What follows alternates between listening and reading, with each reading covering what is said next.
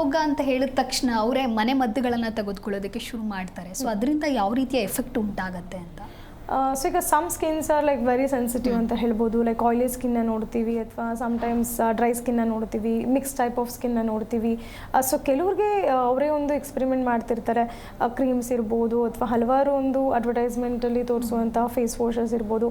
So multiple ಒಂದು medications ಆಗಿರ್ಬೋದು ಅಥವಾ ಕಾಸ್ಮೆಟಿಕ್ ಪ್ರಾಡಕ್ಟ್ಸ್ ಇರ್ಬೋದು. ಸೊ ಅದನ್ನು ಯೂಸ್ ಮಾಡಿದಾಗ ಸೊ ಕೆಲವ್ರಿಗೆ ರಿಯಾಕ್ಷನ್ ಆಗುವಂಥದ್ದು, ಅಡ್ವರ್ಸ್ ಎಫೆಕ್ಟ್ ಆಗುವಂಥದ್ದು. ಸೊ ಇನ್ನು ಕೆಲವ್ರಿಗೆ ಯಾವುದೇ ರೀತಿ ಅಷ್ಟಾಗಿ ಎಫೆಕ್ಟ್ ಇರೋದಿಲ್ಲ. So it depends on each and every skin types, but definitely they need to consult a doctor so before using it ಅಂತಾನೆ ಹೇಳ್ಬೋದು. ಓಕೆ, ಮಾತನಾಡೋಣ. ಎಸ್ ವೀಕ್ಷಕರೇ, ನೀವು ಕೂಡ ನೋಡ್ತಾ ಇದ್ದೀರಾ, ನಿಮ್ಮಲ್ಲಿಯೂ ಕೂಡ ಚರ್ಮ ರೋಗದ ಸಮಸ್ಯೆ ಇತ್ತು ಅಂತ ಹೇಳಿದ್ರೆ ನಿಮ್ಮ ಟಿವಿ ಸ್ಕ್ರೀನ್ ಮೇಲೆ ಲಭ್ಯವಾಗ್ತಾ ಇರುವಂತಹ ನಂಬರಿಗೆ ಕರೆ ಮಾಡಬಹುದು. ಈ ಕುರಿತು ಚಿಕಿತ್ಸೆಯನ್ನು ಯಾವ ರೀತಿ ಪಡೆದುಕೊಳ್ಳಬಹುದು ಅನ್ನುವಂತಹ ಮಾಹಿತಿಯನ್ನು ನೀವು ಪಡಿಬಹುದು. ಎಸ್ ಡಾಕ್ಟರ್, ಹೇಳ್ತಾ ಇದ್ರಿ ಇದು ಜೆನೆಟಿಕಲ್ ಫ್ಯಾಕ್ಟರಲ್ಲೂ ಕೂಡ ಬರಬಹುದು ಅಂತ. ಸಾಕಷ್ಟು ಜನಕ್ಕೆ ಇದು ಗೊತ್ತಾಗ್ತಾ ಇರೋದಿಲ್ಲ, ಇದು ಒಂದು ಕಾರಣ ಇರಬಹುದಾ ಅಂತ ಕೇಳ್ತಾರೆ. ಸೊ ಆ ಒಂದು ಕ್ಲಾರಿಫಿಕೇಶನ್ನ ಕ್ಲಿಯರ್ ಮಾಡೋದಾದ್ರೆ, ಈಗ ಕೆಲವು ಸ್ಕಿನ್ ಡಿಸಾರ್ಡರ್ಸ್ ಅಂತ ಹೇಳ್ತೀವಿ, ಲೈಕ್ ಸೊರಿಯಾಸಿಸ್ ಇರ್ಬೋದು, ಹಾಗೆ ವಿಟಿಲಿಗೋ, ಬಿಳಿ ಮಚ್ಚೆ ತೊನ್ನು ಅಂತ. ಸೊ ಹೆಚ್ಚಾಗಿ ನಾವು ನವಡೇಸ್ ನೋಡ್ಬೋದು. ಸೊ ಫ್ಯಾಮಿಲಿ ಹಿಸ್ಟ್ರಿ ಇದ್ದಾಗ ಇದು ಕಾಣಿಸ್ಕೊಳ್ಳುತ್ತೆ, ಹೆರಿಡಿಟ್ರಿ ಆಗಿ ಅಥವಾ ಆನುವಂಶೀಯವಾಗಿ ಬರುವಂಥದ್ದು. ಸೊ ವಿಟಿಲಿಗೋ ಅಥವಾ ಡಿಪಿಗ್ಮೆಂಟಿವ್ ಸ್ಕಿನ್ ಡಿಸಾರ್ಡರ್ ಅಂತ ಹೇಳೋದಾದರೆ, ಸೊ ಚರ್ಮಕ್ಕೆ ಬಣ್ಣ ಕೊಡುವುದು, ಮೆಲನೋಸೈಟ್ಸ್ ಅಂತ ಹೇಳ್ತೀವಿ. ಸೊ ಯಾವಾಗ ಈ ಮೆಲಾನಿನ್ ಪಿಗ್ಮೆಂಟ್ ಇನ್ಸಫಿಷಿಯನ್ಸಿ ಆಗುತ್ತೋ, ಸೊ ಅಷ್ಟಾಗಿ ಪ್ರೊಡಕ್ಷನ್ ಆಗ್ತಿರೋದಿಲ್ಲ. ಸೊ ಇನ್ ದಟ್ ಕೇಸ್ ಅಲ್ಲಿ ಬಿಳಿ ಮಚ್ಚೆ ಅಥವಾ ವೈಟ್ ಸ್ಪಾಟ್ ಅಥವಾ ಡಿಪಿಗ್ಮೆಂಟೆಡ್ ಸ್ಪಾಟ್ ಕಾಣಿಸ್ಕೊಳ್ಳುತ್ತೆ. ಸೊ ಯೂಶಲಿ ಸ್ಮಾಲ್ ಎರಪ್ಷನ್ಸ್ ಅಥವಾ ಮೈನ್ಯೂಟ್ ಸ್ಪಾಟ್ ಆಗಿ ಕಾಣ್ಬೋದು ಅಥವಾ ಕಾಯಿನ್ ಶೇಪಲ್ಲಿ ಕಾಣ್ಬೋದು. ಸೊ ಈಗೇನದು ದೊಡ್ಡದಾಗ್ತಾ ಹೋಗುತ್ತೆ. ಇನ್ನು ಕೆಲವ್ರಿಗೆ ಇಡೀ ದೇಹವನ್ನೇ ಆವರಿಸುವಂಥದ್ದು. ಆ್ಯಂಡ್ ಟೈಪ್ಸ್ನ ನೋಡ್ತೀವಿ ವಿಟಿಲಿಗೋನಲ್ಲಿ. ಸೊ ಕೆಲವ್ರಿಗೆ ಮ್ಯೂಕೋಸಲ್ ವಿಟಿಲಿಗೋ ಅಂತ ಹೇಳ್ಬೋದು, which is limited to the mucous membranes of the body. Lips ಇರ್ಬೋದು, ಸೊ ಇನ್ನು ಕೆಲವ್ರಿಗೆ ಜೆನೈಟೇಲಿಯಾ ಇರ್ಬೋದು ಅಥವಾ ಐಸ್ ಇರ್ಬೋದು. ಸೊ ಈ ಭಾಗದಲ್ಲಿ ಅಷ್ಟೇ ಕಾಣಿಸ್ಕೊಳ್ಳುತ್ತೆ, ಈಗೇನು ಅದು ಸ್ಪ್ರೆಡ್ ಆಗ್ತಿರೋದಿಲ್ಲ. ಸೊ ಇದನ್ನು ಮ್ಯೂಕೋಸಲ್ ವಿಟಿಲಿಗೋ ಅಂತ ಹೇಳ್ಬೋದು.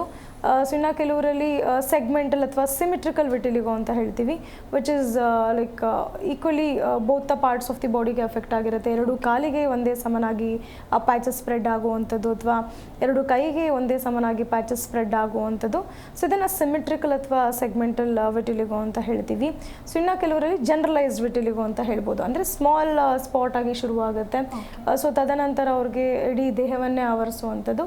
ಸೊ ಇದರಿಂದ ಮಾನಸಿಕವಾಗಿ ಕೂಡ ಅವರು ಸಫರ್ ಆಗ್ತಿರ್ತಾರೆ. ಆ್ಯಂಡ್ ಎಕ್ಸ್ಟರ್ನಲ್ ಅಪ್ಲಿಕೇಶನ್ ಇರ್ಬೋದು, ಫೋಟೋಥೆರಪಿ ಇರ್ಬೋದು, ಲೇಸರ್ ಟ್ರೀಟ್ಮೆಂಟ್ ಇರ್ಬೋದು, ಆ್ಯಂಡ್ ಲಾಟ್ ಆಫ್ ಇಮ್ಯುನೋಸಪ್ರೆಸೆನ್ಸ್ ಇರ್ಬೋದು, ಹಲವಾರು ಮೆಡಿಕೇಷನ್ಸ್ನ ಕೆಲವರು ತೊಗೊಳ್ತಿರ್ತಾರೆ. ಸೊ ಕೆಲವರಿಗೆ ಆ ತಕ್ಷಣಕ್ಕೆ ಸ್ವಲ್ಪ ಪ್ಯಾಚಸ್ ಕವರ್ ಆಗಿ ಸೊ ಮತ್ತೆ ಆ ಪಿಗ್ಮೆಂಟೇಷನ್ ಬರ್ಬೋದು. ಸೊ ಇನ್ನು ಕೆಲವ್ರಿಗೆ ಇನ್ನೂ ಹೆಚ್ಚಾಗಿ ಸ್ಪ್ರೆಡ್ ಆಗೋದನ್ನು ನೋಡ್ತೀವಿ.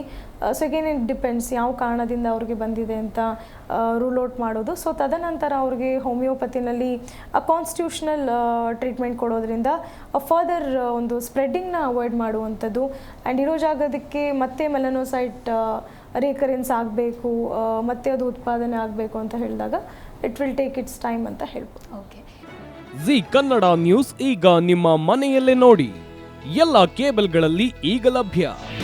ನಿಮ್ಮ ನೆಚ್ಚಿನ ಜಿ ಕನ್ನಡ ನ್ಯೂಸ್ ಈಗ ಸನ್ ಡೈರೆಕ್ಟ್ ನಲ್ಲಿ number 292, Tata play number 1664, Jio TV number 1334, NXT digital number 30, in cable number 30, city networks 51, U digital number 162, GTPL number 17, Rockline telecommunications number 42, Shri Basaveshwara cable number 168, rural cable network 60, Vinayaka digital 57, Abhishek cable 821, city channel 53, Siddeshwara cable network 57, V4 digital Infotech 628, Surya digital networks 53, Gajanan digital number 836, Malnad Infotech Private Limited number